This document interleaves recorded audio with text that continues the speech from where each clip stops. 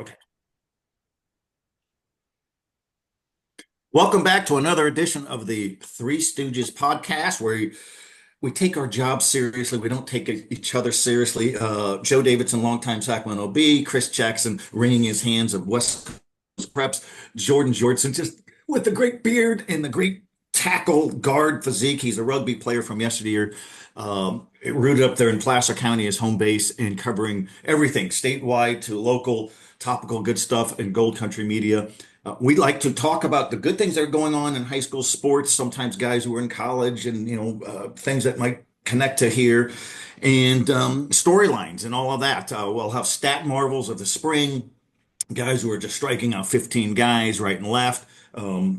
Just so much to go on. And why don't we just jump in? I think some of the topics, I just got done filing a story on Mike Bibby, former Sacramento Kings guard, who just had a introductory press conference as a new Sacramento State head men's basketball coach. His first signing was the son of Shaquille O'Neal. Is that allowed? I thought these guys were fierce rivals. We'll talk about that a little bit.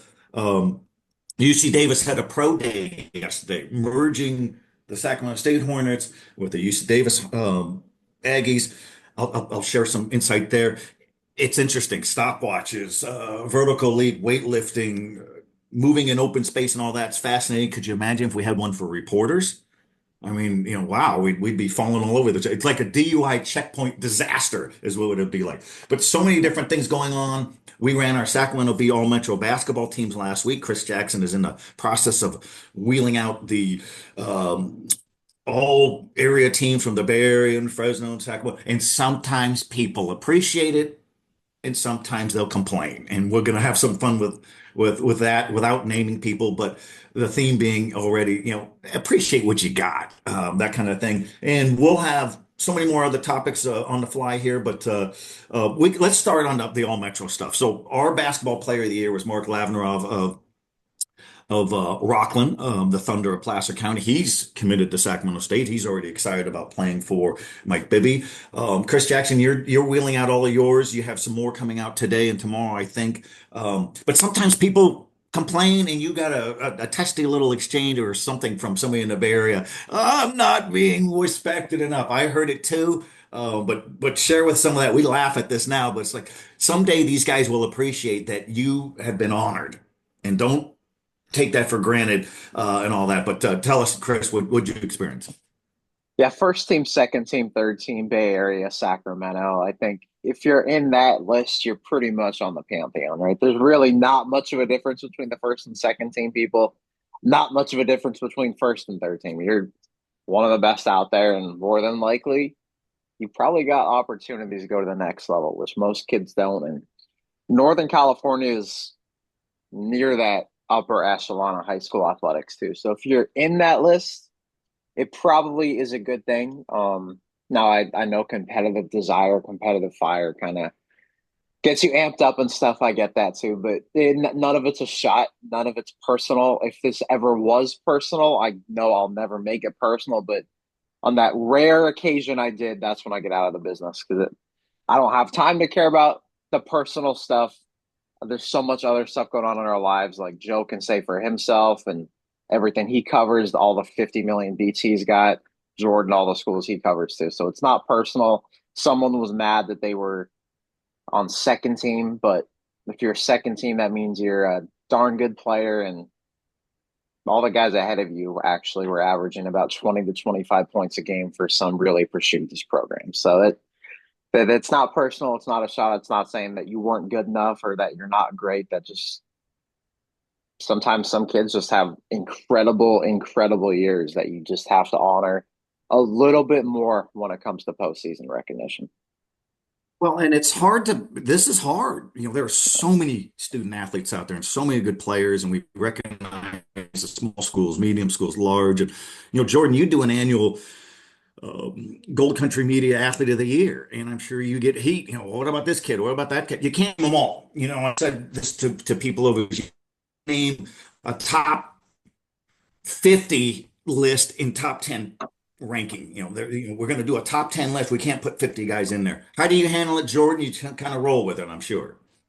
Yeah, pretty much. I roll out an honorable mention list because a lot of it, especially because we do athlete of the year, you have to consider all sports. So there was one year where my athlete of the year was running back at Placer, and football was the only sport he played, but he was so dominant at it that it was one where, you got to give him the nod. But then the year after, it's Caden Pinnick at Del Oro was so dominant at so many different sports that it gives him the nod. Kaya Diedrichs has earned that honor. I used to joke that I'm like the girls' athlete of the year was almost my just pick your starting point guard for Colfax because it felt like it was kind of going in that range with how many well-rounded athletes they have there. And, it like you say, it's impossible to make everyone happy. And I kind of did the math real quick on my phone, if you're thinking about it, but people that get upset of, oh, I was fourth team for this or something like that. Okay, well, five players are named to each team. And if you look at this school that has north of two, or this section that has north of 200 schools, and say each basketball team has probably roughly 10 players on it, you're talking about essentially, probably 2,000 basketball players in the Sac Joaquin section. If you're named to the fourth team for all metro or all area, that means you were one of the top 20 to 30 players in the section. I mean, that's not a disrespect or a slight on anyone. That is a high honor and should be taken in high regard. And like you said, these lists aren't easy to make. And, more factors into it where, sometimes it is the stats that put a kid over the edge, but sometimes we watch these games and we see there's certain things with the eye tests that aren't necessarily showing up in the box scores every night that are taken into consideration too. But I mean, the point is, it's a high honor for this, and I know that the competitive nature takes over, but I mean, this is one of those things where, if you're being named to this list, you are in the top 0.2%, 0.3% of the players in this section. That's something to be worn as a badge of honor, not a badge of disrespect because one kid got named one knock higher than me. No college is going to be saying, "Oh, you weren't at least third team all Metro, so sorry, we don't want you." I mean, it's an honor. And well said for both of you guys. And we ran our Sacramento Bee All Metro teams last week, and I've heard this for years. I've been at the Bee since beginning of time, and you sometimes these student athletes they're great competitors, but sometimes they're so ungrateful. And we got complaints from a player who complained that a teammate got a higher honor. That's your teammate. Maybe that's why you didn't get that higher honor because of your attitude. Sometimes we'll hear from players over the years in various sports, you're disrespecting my son, take him off the fifth team, third team, honorable mention. No, we don't. I'll listen to your complaints, but we're not removing guys. And then I posted a tweet last week and I said, here's the deal with all Metro, Sac Bee All Metro. Doesn't matter if you're first team, third team, fifth team, honorable mention, you are all Metro for life. We've been running these teams at the Bee since the 1950s, and it means something. And I run into players all the time. In fact, I ran into two of them today at Mike Bibby's press conference.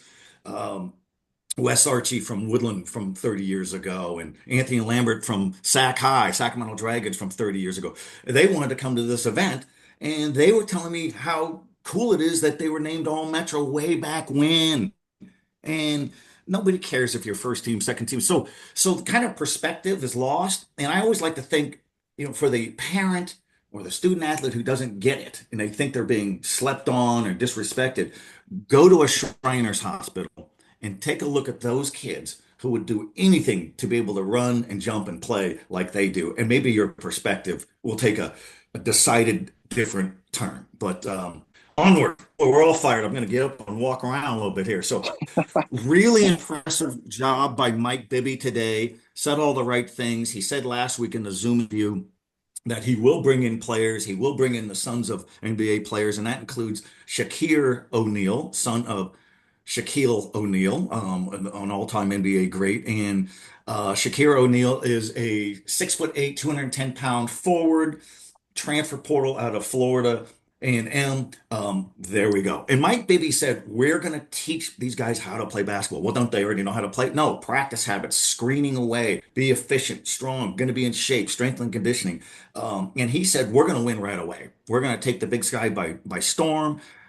He goes, I don't want to let this city down, and played 7 of his 14 years with the Sacramento Kings. So Very impressive. I like that. He got into coaching because he wanted to coach his son, Michael Bibby Jr., who's now going to be on his staff. Of course, his son's not 10 years old anymore, or a high school star at Shadow Mountain High in Phoenix, where they won state championships. He's a grown man now and is almost 30. But it'll be interesting. We know Mark Lavenrow is going to go there. We talked about this a little bit last week, but Chris Jackson, Mike Bibby's a name. It's easy to Google. And if he's looking at prospects in Southern California and the Bay Area, they might come his way because he's got some name appeal. Yeah, just watching his press conference right before we hopped on this podcast. You have to love the energy he's got, the enthusiasm, and it's also refreshing to hear a coach say he doesn't care about the mistakes as much. He cares about the effort. You can't coach the effort, you can coach through mistakes. And sometimes the best learning, or probably oftentimes the best learning, is through mistakes. I've heard a lot of old head coaches just in college basketball, kind of the game passes them by. The college coach, when I was in college at my school, the game kind of passed them by too. And after a kid made one really small mistake, he benches him for the rest of the game. And one of those guys he benched ended up being an All-American too. Sometimes a player's just going to make one mistake. Sometimes, a defender just makes a better play than you. They just anticipate something. They make an incredible play. Lord knows what. But you got to love what he's saying, what he's thinking, and you've got to be different at Sacramento State. This isn't just the job where you can run it like every other Division I school. You have to be different here. He's going to run up and down the court, pick you up full court, and I think that's a recipe for something different, something people are going to talk about. Like, you press, you run fast. That's a better way to build a program. It's tough to plan for that, especially tournaments. You have 24, 48 hours to game plan for that. A lot of coaches are going to be stressed and staying up even longer hours for that. He's doing it differently. He's got that system in place. He's going to coach effort. He's going to find guys. He's a well-respected name. And also, it's never been easier to build a roster. Yes, there's all the headaches, the transfer portal, NIL, tampering, this and that, but it's never been easier to rebuild a program right away. Yeah, they only won a few games in the Mountain West last year, a few games overall, but now you can go from that to the top of the mountain real quick. I've seen that with countless college football programs, countless college basketball programs. You hit the portal, you hit on the right guys, find the right fit. You build that culture from day one, and then you still hit high school recruiting hard, so you've got that program going and going and going. But now I've got a question for you too, Joe. What are you hearing from donors? What are you hearing from boosters there? What's that support kind of sounding like? Because that's another huge angle that we have to look at now more than ever in collegiate athletics. Great question, and I appreciate the question. I sound like I'm at a press conference now. I appreciate the question there in the front row, Chris Jackson and Jordan. If you could wake up over there in the corner and stop throwing spitballs, we'd appreciate it. But there were some heavy hitter donors of sorts, guys who have been donors for Sacramento State athletics who were there today. They want good things to happen, and they're ecstatic about what's going on in football and trying to tap into the deep pocketed donors. Are they out there? And we've talked about that before in this podcast. Boise State, University of Oregon, Nevada, smaller cities in Sacramento, but beautiful facilities. Not all of that is, oh, we have money here on campus. A lot of it is donor money. And so that'll be interesting. And haven't talked to any of those people yet on record, but I'm going to. But they certainly like these hires, whether it was Troy Taylor as the football coach a few years ago, Brendan Marion back in December, now Mike Bibby in basketball. I did talk to Al Biancani, was this King strength and conditioning coach when Bibby was playing for him, and ran track in the 1960s at Sacramento State. And I said, what do you like about Mike? He goes, incredible work ethic. He said Mike Bibby flew me down to Arizona several years in a row for up to 3 weeks at a time to work out his school basketball team at Shadow Mountain High. And I said, was he a good teacher? He was an exceptional teacher of the game. He goes, that's not always the case when you're a high level athlete. And I thought that was strong because he's big on teaching the game, practice habits and all of that. So, when we touched on this last week, but we're going to touch on it again, Jordan, but Mark Lavernow is that kind of guy. He's an effort guy from Rockland High School. He does all those kind of things. So if he gets players like that locally, Jordan, I think he'll be off to a good start there as well because he's going to recruit nationally too. Yeah, absolutely. And a guy like Mark Lavernov perfectly embodies what he's trying to build there. I mean, we saw it in that section championship game. That says everything. I think he only had 2 or 4 points that game, but he actually didn't even really light up the stat sheet the way you'd think. But you watch that game, and you can't tell me Rockland wins that game if he's not on the floor. The shots weren't falling for him, but he was getting those gritty rebounds. He was boxing guys out so his teammates could get rebounds. He was, getting the hand in Asher Schroeder's face. I mean, and even after the game, I think Connor DeLobby said he doesn't care if he scores 0 points every game, as long as he can be out there helping his guys win. And that's the type of player he is. I think he's going to fit in just nicely. And I know a lot of times I think sometimes when we see the game kind of struggle to translate when you get a high school to college kid or even college to the pros, a lot of it is because a kid is used to being the star on the team. And then they go to maybe being a role player, being the number 6 or 7 guy in the rotation. A lot of them don't know how to handle that. And he's a guy that I'm not saying he's going to go right in and be the 6 or 7 guy in the rotation. He could dazzle them and get more minutes. But the reality is, a lot of times incoming true freshmen are looking at that role. And I don't think Lavernov's a kid that's going to struggle by any means trying to earn minutes and trying to kind of play gritty basketball as he gets Sac State. And, if Bibby is the teacher that it sounds like he is, I think he's going to develop these guys well. And Chris, a good point to you too, also talking about the donors, and Joe as well.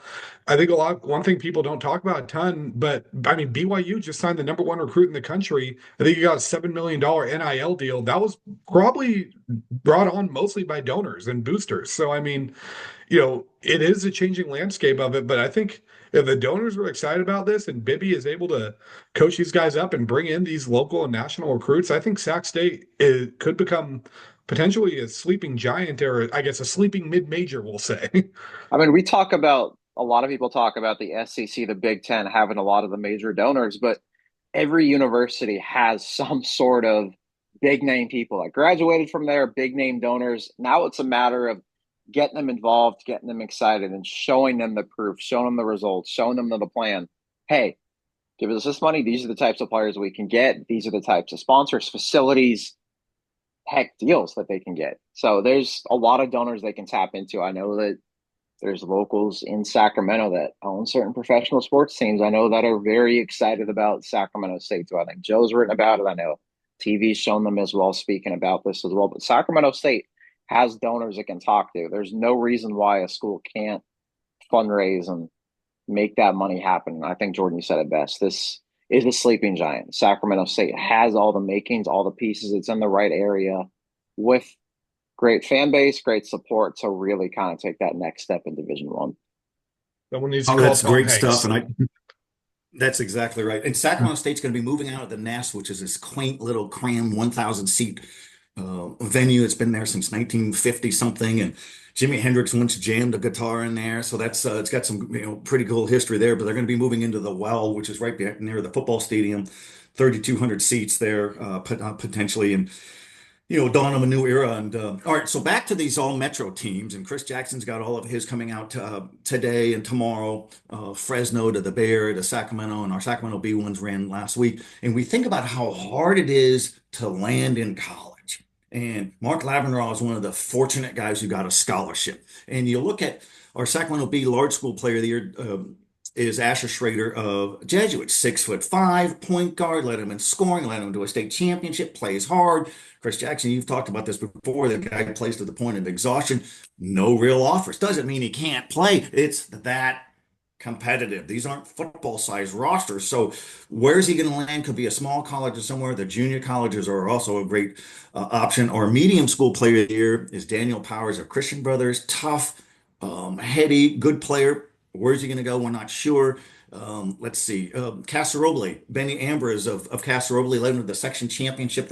The Rams of Orangeville, their first section championship in a 66-year history of the school. He'll play somewhere. Woodland Christian's Romello Broom, 6'3", dynamic scorer, 49 points in a section final for Woodland Christian, and he may be transferring. I've heard maybe he could be going to Destiny Christian. Maybe he's going to go to Intercom.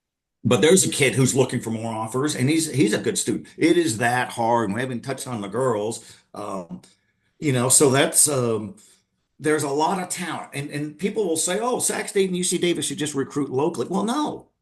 not in football, baseball, softball, whatever. You recruit all of California. This is the most populated state in America. We think of all the kids in Northern California, Chris Jackson. What about all the guys in Southern California, in Orange County, San Diego, LA County? There's players everywhere. So Mike Bibby said he has received 200 video clips from prospective prospects in 1 week on the job. So it's really competitive. But Chris, deferring to you, there's a lot of talent that we don't see up here that is down in Southern California. We see them in the state finals, but just to even get to the state final is doing something. How many high school teams are there in America? It's over 14,000 high schools that have competitive athletic programs. Think of how many places you can recruit. The model to high school recruiting, I think, is keep your best players home, but also you've still got to have that national base, state base, regional base now more than ever, especially just with the portal, NIL, everything else. It's also never been easier to connect with your family. So it's not like, heck, even 10, 15 years ago, it's probably a little harder to FaceTime and you have to go on Skype to talk to your mom, your dad, your grandparents. It's so much easier now. But you can go to Fresno, you can go to Bakersfield to recruit kids. There's plenty of good schools out there. You can go to Bakersfield Christian, Bakersfield High. What big families from there? The Carr family. Fresno's had a lot of great athletes. I remember watching Clovis East come here and almost give Jesuit a loss in those NorCal semifinals. There's a couple of kids there that I could tell you could play at a Division I school up here and would do a good job. Then you've got the Southern California base where their population is double, triple that of any NorCal metro area of the Bay Area up here. You combine even these two up here, it's still way bigger. You've got every school, great publics, great privates down there. A lot of kids that might be getting overlooked by some of their schools like USC, UCLA, but guarantee you Mike Bibby, those guys, that staff, I guarantee you UC Davis as well, they're taking a look at those kids because, again, a lot of this recruiting, we're going to go to this too, where kids think they can go to transfer and get more college opportunities. Maybe that helps a little bit more in football. I still think you can kind of argue if it does or doesn't, but I think football, there's more of a case for it because coaches, that game film is more important than ever. But basketball, just with the schedules, games, traveling all the time, a lot of this basketball recruiting, baseball, softball, whatever it is, comes on AAU and the travel circuit as well. So you can be lighting up at a D1 school, a D4 school, a D5 school. If you're a great player, if you're doing well in AAU camps, whatever it is, these coaches will find you at that. And there's hundreds of teams at AAU tournaments every weekend in LA, Vegas. When we have Cali Live of these high schools coming up here every year, there's over 100 college coaches there. And Lauren Harris, I'm sure what she's doing at Faith Christian helps, but also what she does on the AAU circuit. And she's got a Division I offer, and she's at a Division VI school. It doesn't necessarily matter where you go. You can play. Yep. That's exactly right. And Jordan, I'm going to talk to you. That's exactly right. Jordan, I'm going to talk to you on this. Junior college football now has spring drills, padded drills. This is new in the last couple of years, including Sierra College, American River College, Sacramento City College.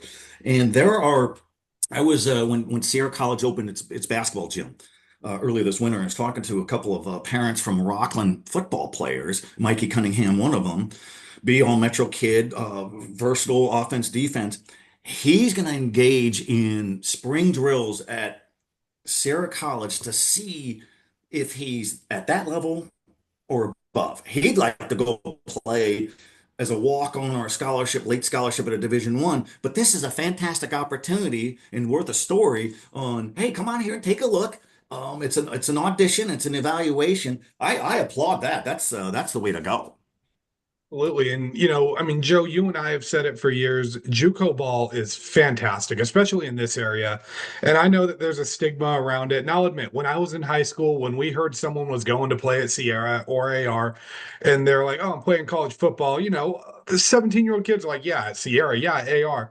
Now being in the shoes that I'm in now, you see it for what it is, and you realize, no, that's playing at the next level, which is better than most people get to do. And there's some real Division I talent on that school. A kid that I've mentioned on this podcast before, I've mentioned several times. Best example of this, John Correa out of Rockland 2 years ago was a kid that I said was a Division I caliber player his senior year of high school. Absolutely a D1 caliber kid.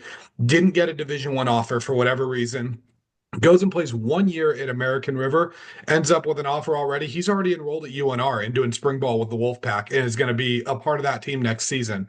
And, that's a program that's on the up and up right now and trying to build something. So another kid, Baylor Kelly at Placer, a kid that it feels like a Division I offer from what we've seen, doesn't have that offer yet and is, could be end up going the JUCO route. Whit Cruz out of 12 Bridges was a kid that we saw that the frame of a D1 quarterback, he's got a great arm, a great work ethic, maybe a little bit raw in some places, but, goes to San Mateo. Now he's at American River. That's a kid that I'd be pretty surprised if he's not on a Division I roster when it's all said and done. So I think this dress rehearsal thing, I think it's a great situation. It's a good way for these coaches to get to see you. And, one of my good friends is the defensive line coach at Sierra College. And I was talking to him about how they're evaluating kids. And, there's a lot of kids where they're kind of taking advantage of this, knowing what this NIL stuff is doing in the transfer portal, saying there's a lot of guys that we didn't necessarily have access to in years past that are now junior college is one of their only options. And I think we're going to see, it's already been great JUCO ball out here with Sierra, Sac City, AR. Butte's had some great teams over the years, Modesto, San Francisco City College, Fresno City. I mean, NorCal JUCO football is fantastic. And I think we're going to see it get even better just because the talent in this area and the kids that are going to be playing it, it's not just kids that necessarily didn't have the grades to get to a 4-year or kids that didn't have the means to get there now or the size or anything. It's going to be kids that are Division I talents that maybe got overlooked because there's a kid in the portal that plays their position that's ready to go right now, and schools don't necessarily want to develop them anymore. Great stuff, and perfect segue onto the pro day for Sacramento State and UC Davis. That was on Monday, blustery, windy, a little bit of rain, cloudy skies. And two guys that I focused on in our Sacramento Bee story was Lan Larison, All-American running back for UC Davis, versatile, quick, dynamic. And then Jackson Slater, a two-time All-American FCS lineman brute in the trenches for Sacramento State. Jackson Slater, and both of these guys were hoping to go Division I out of high school. Larison was a small town in Idaho, and Jackson Slater was a small town up in the state of Washington. They wound up at the FCS schools and flourished. They found what fit. And so here they come full circle, and now they're doing a pro day, which is an open audition, so to speak, in front of a whole army of scouts with their stopwatches and clipboards and notes and their NFL logos on their hats and on their hoodies and their, how high can you jump? How much can you bench? How fast are you? How can you move in open space? And they both talked about this is what you live for. It's what you dream for. They both expect to get drafted. The NFL draft is only 7 rounds. They will be on an NFL roster this summer. And we know how hard that is to break through there. But all of these kids, we applaud these guys for having so much ambition and drive. It's hard. It's hard to play in high school. It's hard to get into a college and play, and it's hard to play there. Go where it fits, and it makes it more congested with the portal and this and that. And does it hurt the high school kids? They're getting as recruited as much. It's interesting because you can get a quick fix, so to speak, through the transfer portal. So that might be a topic for another day where we really dig in on that. But Logan Hutton, Hutton from Folsom High School fame is a receiver at CJ Hutton is the receiver at UC Davis. Hopes to get drafted. Probably not going to get drafted, but maybe in an NFL training camp. But it's fast, and yesterday was a chance for him to showcase what he can do. And could you imagine if they had this for some of these drills look like a DUI checkpoint where you run and then they say turn and you turn. And I'm thinking, could you imagine doing that, on a DUI stop point? I think if we were trying to run backwards and turn, we might fall down sober. I would My fall down question, sober. who's going to be the first of us to take a hit in their draft stock because we can't say the alphabet backwards? All three of I'll us. go with that first. I can go Z, and I'm stumped. Yeah, I mean, Z, Y. Yeah. Yeah. We are concussed, confused, comatose. We've been called stooges for a reason, and that's a perfect example. And another guy to look for as the draft gets closer is Cameron Scatterbo. Great example out of Rio Linda High School. Sacramento Bee Player of the Year in 2018, set kind of all kinds of rushing records and wins a state championship Division 5. One scholarship offer. Sacramento State doesn't play at first, gets an opportunity, becomes a brutish running back, good hands, stiff arms, goes to Arizona State, turns the world upside down. He's in the college football playoff. He's dynamic. It's not fast, not big. Take a look at film. There's a guy who he just kept going and kept going and kept going. He's not the only one to do that, but it's a screaming example of never underestimate the heart of a champion or just the will of a kid who's determined to to do something. And I'm excited for Cameron Scott, but one of the good dudes. Every time I'd see him at Sacramento State, he'd walk by and he'd go, "How's my beard looking?" I said, "Looking good, looking good." So he's always got a little bit of personality and kind of cool. So we'll see. But hey, I'm going to throw it back to you, Jordan. Who was the kid from Bear River, Lake of the Pines? I think we touched on him already. He had another monstrous effort with strikeouts. Who is he? What is he about? And where's he headed? Schools out of Bear River High School. He is now a junior there, a 3-year varsity starter for them with the Bruins. And let me tell you, if you guys have not watched this kid pitch yet, he is one of the most fun kids to watch pitch. A great player all around. I mean, great hitter as well, great fielder, but pitching is where this kid shines. Bear River right now on the season, you guys will like this. They're 7-2 on the year, so 9 games played, 7 wins. They have 5 shutout victories, and he's responsible for 4 of them. He's 4-1 on the year with a 4.8 ERA. That's 0.48. The only game that he's actually given up any earned runs in was a 3-0 loss to Oakmont. He gave up 3 runs, 2 of them earned, and he still struck out 7, walked 1 in that game, and allowed 5 hits through 6 innings. So, I mean, he put his team in a position to win. He just ran into a buzzsaw of a program. But last Friday against Lincoln, he goes and hurls a 6 innings, 3-0 win over the Zebras, strikes out 15 and walks 2 and allows just 2 hits. Just unbelievable for him. He has 55 strikeouts and 6 walks in 29 innings this season. Just incredible performance. Lefty, so the pro and college scouts are both going to like that. He's Cal Poly bound. And one thing I love about him that I was told when I talked to him, when I saw him pitch earlier this year against 12 Bridges, is I asked him, "Hey, why Cal Poly?" Because he was, if I remember correctly, freshman year was right when the NCAA made that rule where players weren't necessarily allowed to be talked to until their junior year. And it was kind of like if you had committed already, you were grandfathered in, but if you didn't commit, then you couldn't really talk to coaches. And he chose not to commit, but he was being pursued by some SEC schools. I know A&M liked him. And I know when he was allowed to talk to coaches, Nevada was all over him. A good baseball program there has turned guys into the pros. Arizona State really liked him. A lot of big college baseball programs were on him. He commits to Cal Poly, and I ask him, why Cal Poly?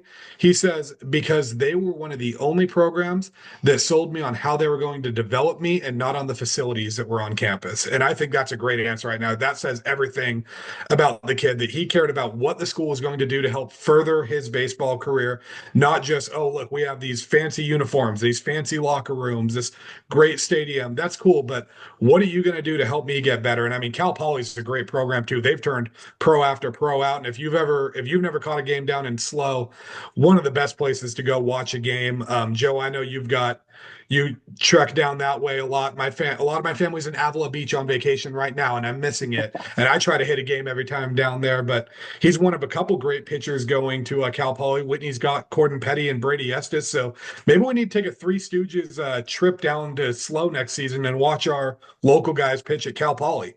Can we stay in Pismo Beach I think for the it's week a great. too? I got all the eateries we can go to in Pismo Beach. We'll just stay there for a week for a business trip. Yeah, perfect. We'll put it And on we will Chris's stay business card hydrated. too. Yeah, we will we'll stay hydrated. hydrated with all the local pints and pilsners and iced tea or whatever. That's Caden Nichols, Bear River Junior, standout. Good for him. We'd love to see that. Love to see the guys, stay at the small schools. And you're right, Jordan. Cal Poly's been a fantastic school academically, baseball wise for years. And Chris Jackson, we were talking, I think, texting earlier today and yesterday. You saw there's been a couple of guys who have turned your head with a lot of strikeouts, including somebody down in the southern part of the section. Yeah, the Valley Oak League's got a tremendous cast of pitching. It did last year, especially Central Catholic, who had TP Wentworth, who I actually found out last month his father played professional golf. Now he's at Clemson.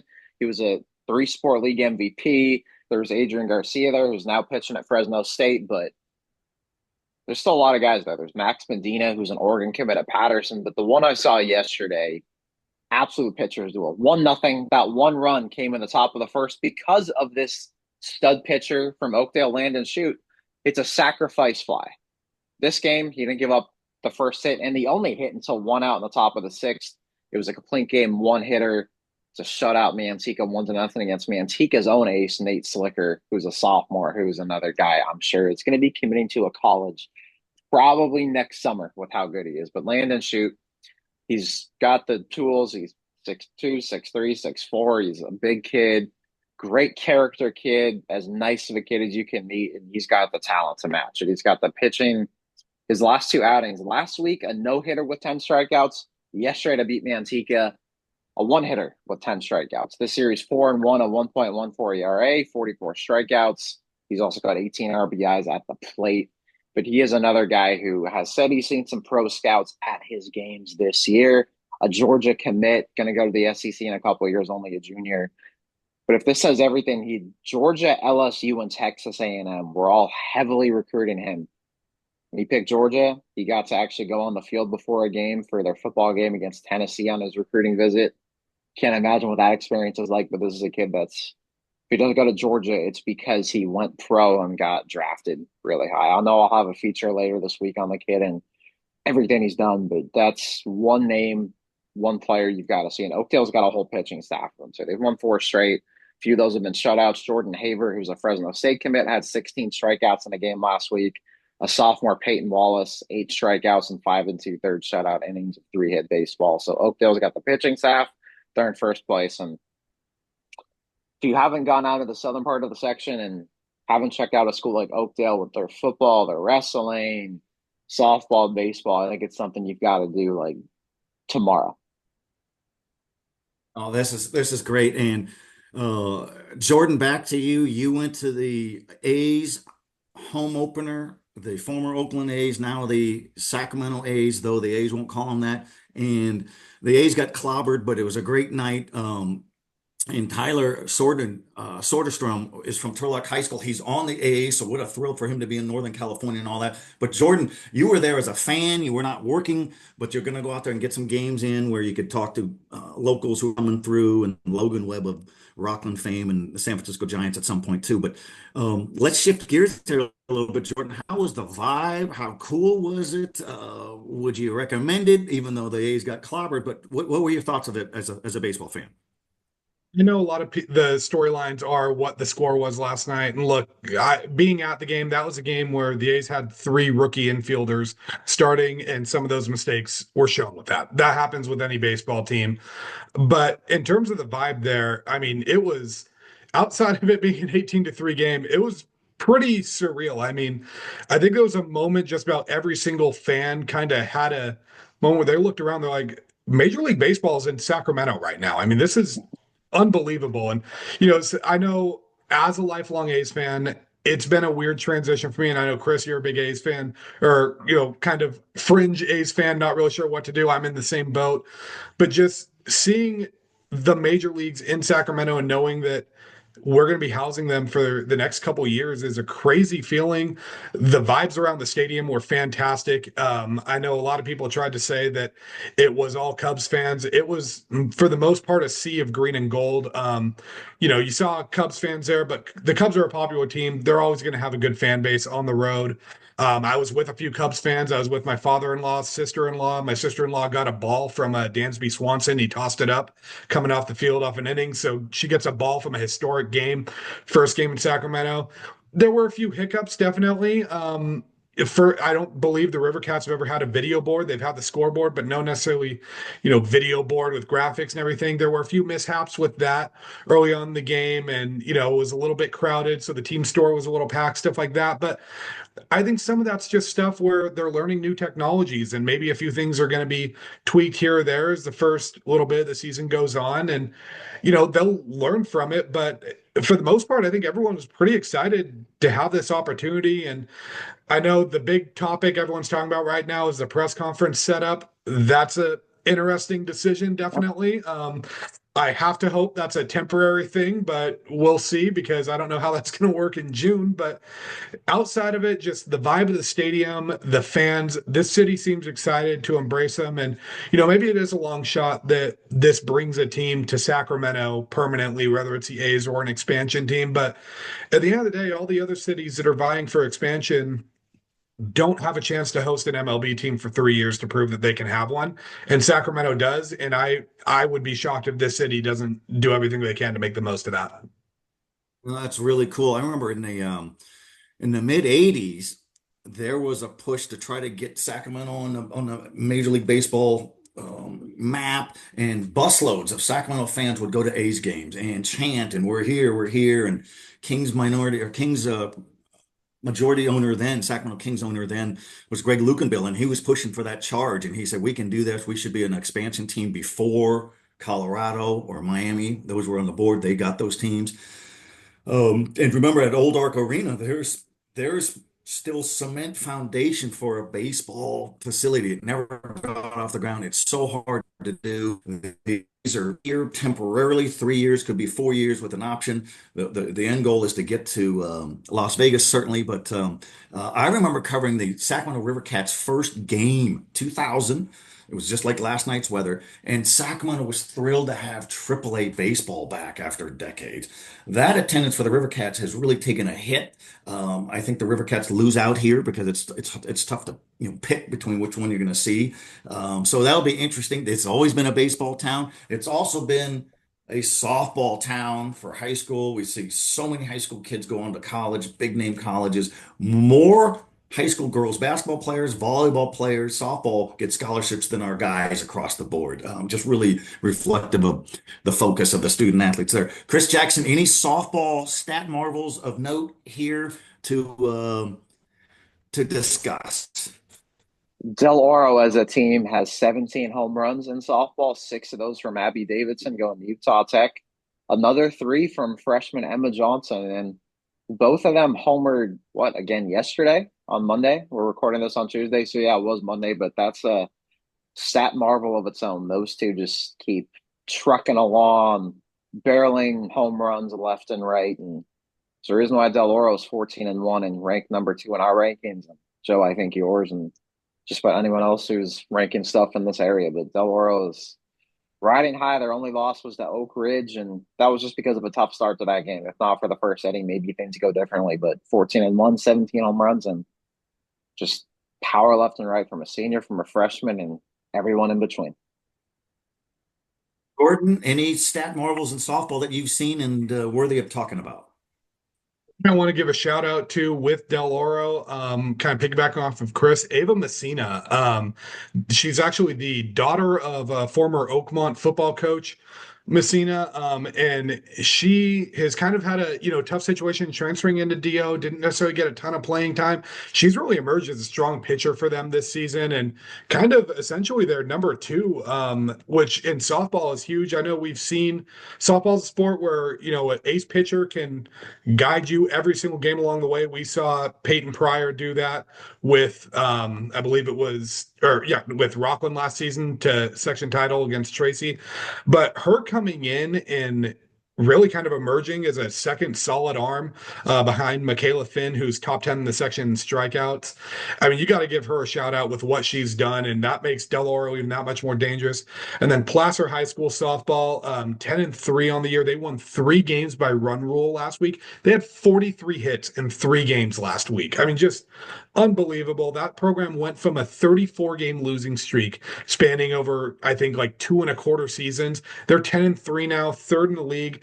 They have Carly Rice, a freshman's batting 571 for them. They have a girl batting 474 and senior Ella Osborne, sophomore Paige Denison's 448. So not only have they resurrected this program, but they don't look like they're going anywhere anytime soon with what they have right now. And I'm sure next year, they'll amp up the schedule even more now that they know what they're capable of. But I mean, it's hard to find a better story than what Placer softball's been doing. And then two other quick ones I want to give. Anyone who's looking for something to do Friday night, one of the best softball events of the year is in Rockland, the hometown throwdown between Rockland and Whitney High School. They play it at the Rockland Little League softball fields at Kathy Lund Park over in Rockland. They bring all the Little League softball players in. They line the entire field, just surrounding it, watching the big kids play on the big stage. It's an awesome event. I didn't get to cover it last year. I'm going to try to make a note of it to be there Friday night.